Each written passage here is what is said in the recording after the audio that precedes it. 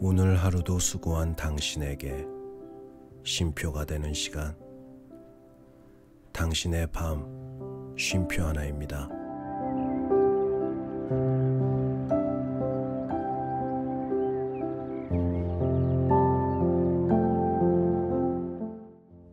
안녕하세요. 남자 사람입니다.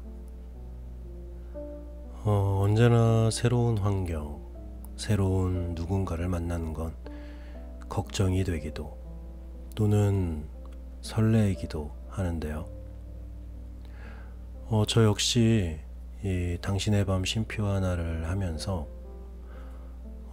새로운 책을 만날 때, 새로운 책을 이렇게 시작할 때 좀 그런 기분이 들곤 해요. 재미는 있을까? 끝까지 완독할 수 있을까?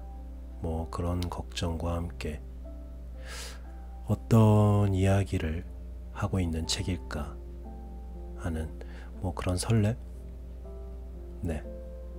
그럼 걱정보다는 이렇게 설렘을 가지고 오늘도 당신의 밤 쉼표가 되는 시간 시작해 보도록 하겠습니다.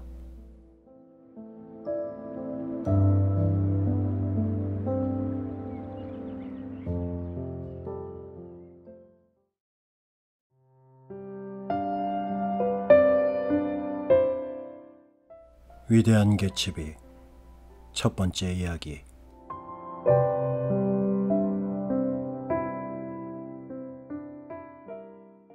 지은이 F. 스콧 피츠제럴드, 옮기니 김의승. 펴낸 곳, 뜻이 있는 사람들. 제1장. 지금보다 훨씬 상처받기 쉬웠던 어린 시절. 아버지는 내게 한 가지 충고를 해주셨다. 그 후로 나는 그 충고를 마음속으로 되새기면서 살아왔다. 아버지는 이렇게 말씀하셨다. 아들아, 남을 비판하고 싶어질 때면 이렇게 생각해보렴.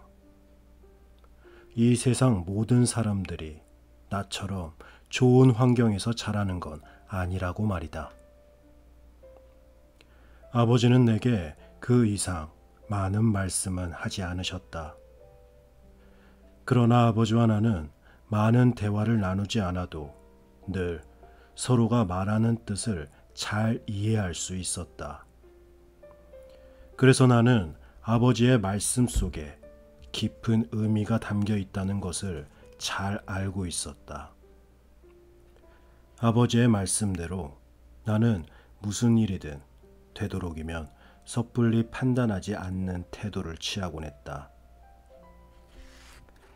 이런 태도 때문에 나는 기묘한 성격을 가진 사람들을 많이 대하게 되었고, 또 치근덕거리며 성가시게 구는 사람들을 상대해야 하는 입장에 처할 때도 많았다. 엉뚱한 성격의 소유자들은 평범한 사람에게서 나와 같은 기질이 엿보이면 그것을 재빨리 알아보고 가까이 다가오는 법이다. 대학 시절 나는 친하지도 않은 사람들에게 은밀한 고백을 듣곤 했는데 그 때문에 부당하게도 정치적이라는 비난을 받기도 했다. 하지만 대부분 내가 비밀을 털어놓도록 유도하거나 강요한 것은 아니었다. 상대방이 눈치를 살피며 뭔가를 고백하려고 하면 나는 자는 척하거나 다른 생각에 몰두한 척하고 때로는 상대방의 얘기에는 관심이 없다는 듯 경박하게 행동하기도 했다. 왜냐하면 사실 젊은 사람들의 은밀한 얘기란 을에 남의 말을 옮기는 것이게 마련이고 심리적인 부담 때문에 제대로 표현하지 못하기 때문이다. 어떤 의견을 표현하지 않는다는 것은 상대방에게 무한한 희망을 주는 모양이었다. 내가 아직 어리던 시절 아버지가 점잖은 말투로 하신 말씀을 내가 같은 말투로 반복하는 것이 되지만 인간으로서의 기본적인 품위를 몸에 익히는 감각은 누구나 평등하게 부여받고 태어나는 것은 아니다. 그리고 나는 이 사실을 잊는다면 뭔가 중요한 것을 놓치고 지나치는 것이 아닌가 하는 염려를 하곤 한다. 내가 그런 관대한 미덕을 가지고 있다고 자랑스럽게 말하긴 했지만 사실 그 관대함에도 한계가 있다는 것을 인정하지 않을 수 없다. 인간의 행위 가운데는 단단한 바위에 뿌리를 둔 행위가 있는가 하면 질퍽한 습지에 뿌리를 둔 것도 있다. 그러나 어떤 한계를 넘어서면 그 행위가 어떤 곳을 기반으로 해서 표출된 것이든 상관하지 않는다. 작년 가을 동부에서 돌아왔을 때 세상 사람들이 모두 똑같은 차림으로 도덕적인 자세를 취해 주었으면 했다. 무슨 특권이라도 지닌 듯이 상대방의 마음을 떠보며 잘난 채 소란을 떠는 사람이 없기를 바랬던 것이다. 그러나 오직 한 사람, 이 책의 주인공인 개츠비란 남자만은 예외였다. 그에게만은 이런 반발이 느껴지지 않았다. 그가 비록 내가 진정으로 경멸하는 모든 것들을 갖춘 그런 남자이기는 했지만 개성이라는 것이 멋진 몸가짐을 말하는 것이라면 개츠비에게는 뭔가 화려한 개성이 있었다. 인생의 희망에 대해 예민한 감수성을 가지고 있다고나 할까? 그는 마치 1만 마일이나 떨어진 곳에 지진조차 감지하는 정밀한 기계와 같은 느낌이 드는 사람이었다. 그러나 그의 감수성은 창조적인 기질과 같이 거창하게 불리는 허약한 감수성과는 전혀 다른 것이었다. 그것은 희망을 감지하는 천부적인 재능이며 지금까지 어느 누구에게도 느껴본 적이 없고 앞으로도 2번 다시 경험할 수 없는 낭만적인 감수성이었다. 결국 나는 나중에야 개츠비가 옳았다는 것을 알게 되었다. 내가 사람들의 심각하지 않은 슬픔이나 숨막힐 정도로 우쭐거리는 모습에 일시적으로나마 관심을 보이지 않게 된 것은 개츠비가 나의 먹이가 되었고 그의 꿈이었던 자리에 지저분한 먼지가 나풀거리게 했기 때문이다. 우리 집안은 중서부에서 3대에 걸쳐 살아온 부유한 명문가였다. 캐로웨이가는 이곳에서 일가를 이루고 있으며 버클루 공작의 후손이라는 얘기도 전해오고 있지만 사실 우리 가문을 일으킨 분은 큰 할아버지였다. 1851년에 이곳으로 이주하신 큰 할아버지는 남북전쟁 때 철물 도매상을 시작하시면서 전쟁에는 다른 사람을 사서 내보냈다고 한다. 지금은 나의 아버지가 철물 도매상을 물려받아 하고 계신다. 나는 큰 할아버지를 한 번도 뵌 적이 없지만 사람들은 내가 그분과 닮았다고 한다. 물론 그것은 아버지의 사무실에 걸려있는 무척이나 비정해 보이는 그분의 초상화를 보고 하는 말이었다. 나는 1915년에 아버지보다 정확히 25년 늦게 예일 대학을 졸업했다. 졸업 후 얼마 되지 않아 1차 세계대전이 터져 튜튼족에 때늦은 이주에 참가했다. 이때 미국이 독일을 역습한 경험은 실로 유쾌한 것이었기 때문에 나는 돌아와서도 흥분을 가라앉힐 수가 없었다. 미국의 중서부는 더 이상 세계의 활기찬 중심지가 아니라 우주 속의 초라한 변두리 같다는 느낌이 들었다. 나는 동부로 가서 증권 일을 배우기로 결심했다. 내가 아는 사람 중에 증권에 관련된 일을 하고 있는 사람들이 많았으므로 나 하나쯤이야 끼어들어도 되지 않을까 하는 생각을 했다. 백모님이나 백부님은 마치 내가 대학 예비학교를 선택하고 있기라도 하는 듯 머리를 맞대고 의논하시더니 그것도 괜찮겠지 하고 엄숙한 표정으로 마지못해 승낙하셨다. 아버지도 1년간 생활비를 대주시겠다고 약속하셨다. 여러 가지 사정이 생겨 나는 1922년 봄에야 동부로 올 수 있었다. 사실 나는 계속 이곳에 머물 작정이었다.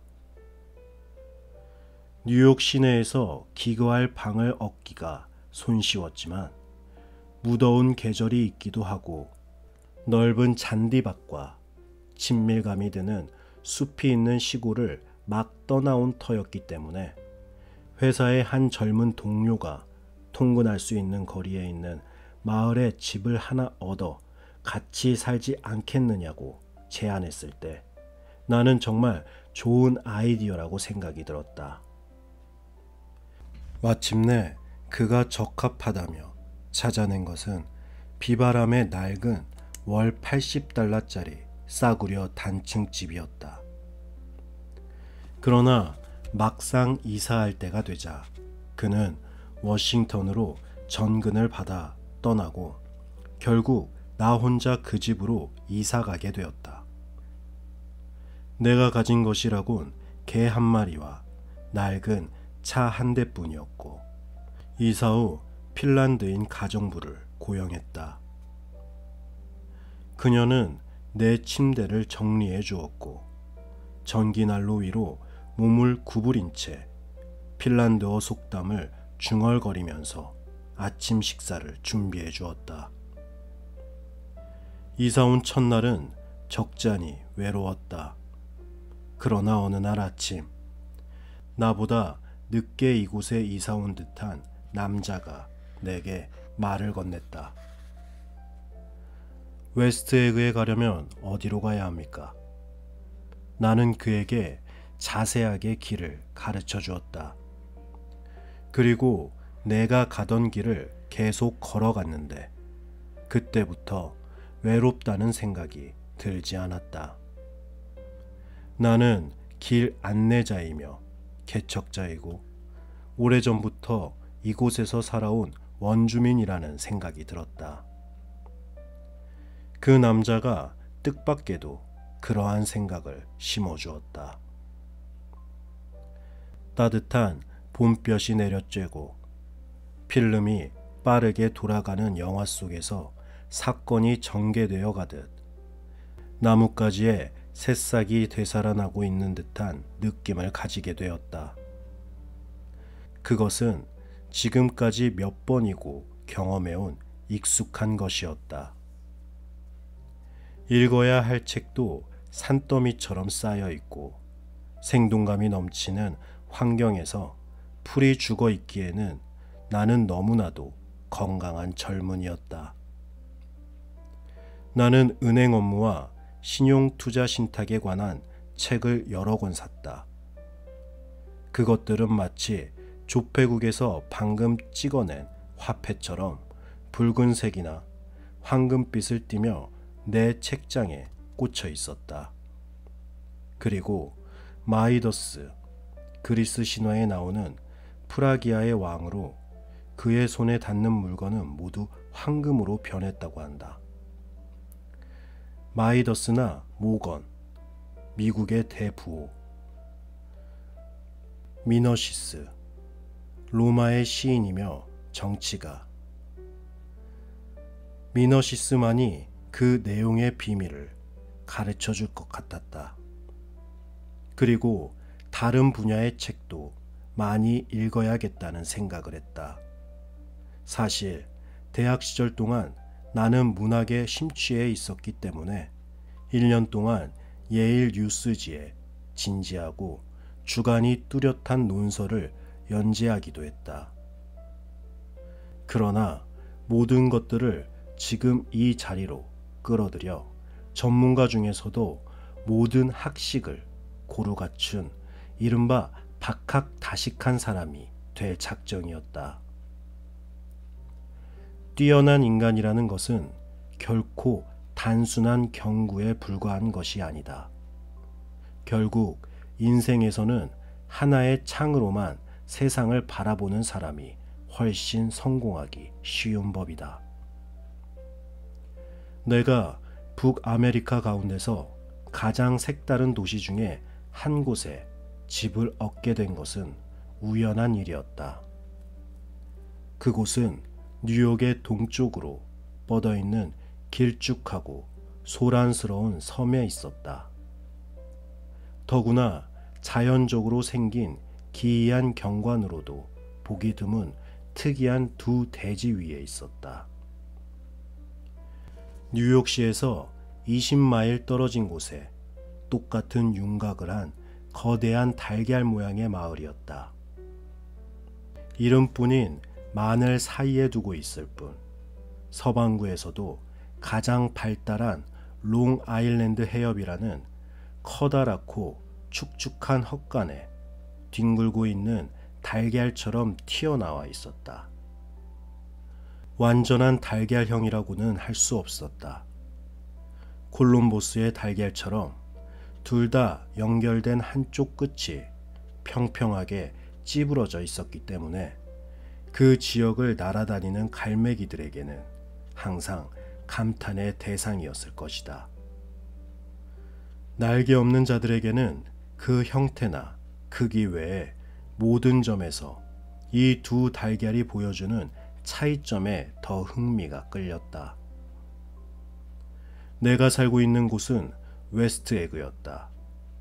그러니까 한 쌍의 달걀 중에서도 좀 더 고즈넉하고 사교적인 분위기가 적은 곳이었다. 두 곳을 비교할 때 사교적인 분위기가 적은 곳이라는 말은 피상적이고 진부한 표현일 것이다. 내가 새를 든 집은 웨스트 에그의 튀어나온 부분에 있었다.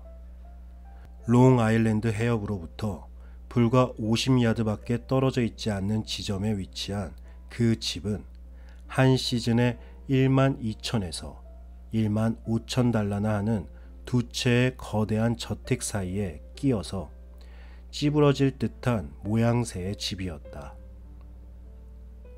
내가 새든 집 오른쪽에는 어떤 기준으로 보아도 호화롭기 그지없는 별장이 있었다. 노르망디에 한 시청 건물을 본떠 지은 집이었는데 한쪽에는 엷은 수염 같은 야생 담쟁이 덩굴이 덮여 있었고 그 뒤로는 새로 세운 듯한 탑이 우뚝 솟아 있었다. 대리석 풀장에다 40에이커가 넘는 듯한 잔디밭과 정원이 그림처럼 펼쳐져 있었다. 이 집의 주인이 바로 개츠비였다. 아니, 그때만 해도 아직 개츠비라는 인물을 몰랐었으니 개츠비라는 이름의 신사가 살고 있는 저택이었다고 말해두는 것이 적합할 것이다. 그 지역에서 내가 살던 집은 그야말로 눈에 거슬리는 존재였다. 하지만 워낙 눈에 잘 띄지도 않는 집이어서 그다지 신경 쓸 필요도 없었다. 그 집에 살면서 나는 바다와 이웃집 정원의 한 귀퉁이를 바라볼 수 있었고 마치 억만장자와 친구가 된 듯한 기분을 느끼기도 했다. 그것도 한 달에 40달러라는 적은 돈으로 말이다. 이름뿐인 만 건너편에는 해변을 따라 호화스런 이스트 에그의 하얀 저택들이 질 위에 있었다. 내가 톰 뷰캐넌 부부와 저녁 식사를 하기 위해 이스트에그로 차를 달렸던 그날 저녁부터 그 여름의 역사는 막이 오르고 있었다. 톰의 아내인 데이지는 나의 육촌 동생이었고 톰은 대학 시절부터 알고 지낸 사이였다. 나는 전쟁 직후 이틀 동안 시카고에 있는 그들의 집에서 지낸 적도 있었다. 톰은 모든 운동 경기에 뛰어난 재능을 보였다. 특히 예일 대학 축구부 창립 이래 가장 강력한 풋볼의 엔드였다. 어떤 의미에서는 국가적인 인물이기도 했지만 21살이라는 젊은 나이에 이미 정상에 올라 있었으므로 그 후로는 내리막길을 걸을 수밖에 없는 인물이었다. 또한 그의 집안은 상상할 수 없을 정도로 부자였다. 대학 다닐 때도 그의 해픈 씀씀이는 자주 비난을 받았다. 이번엔 그가 시카고에서 동부로 이사를 할 때도 사람들이 깜짝 놀랄 만큼 대대적이었고 요란스러웠다. 폴로 경기를 즐기기 위해 레이크 퍼리트로부터 말을 한때나 끌고 온 것 한 가지만으로도 그 규모를 알만했다. 나와 연배인데도 그런 일을 벌일 정도로 많은 돈을 가졌다는 것은 좀처럼 이해하기 어려운 일이었다. 그들 부부가 왜 갑자기 동부로 이사를 왔는지는 나도 모른다. 그들은 별다른 일도 없이 프랑스에서 한 해를 보내기도 했고 그 외에도 폴로 경기를 하는 부자들이 모이는 곳이라면 어디든지 달려갔다. 데이지는 전화로 이번에는 이곳에서 아주 자리를 잡을 생각이라고 얘기했지만 나는 그 말을 믿을 수가 없었다. 데이지의 속마음까지는 간파할 수 없지만 톰은 무엇에든 만족하지 못하는 사람인 것 같았다. 이제는 두 번 다시 경험하지 못할 축구 시합에 극적인 흥분을 동경하면서 언제 어디라도 또 돌아다닐 것 같았다.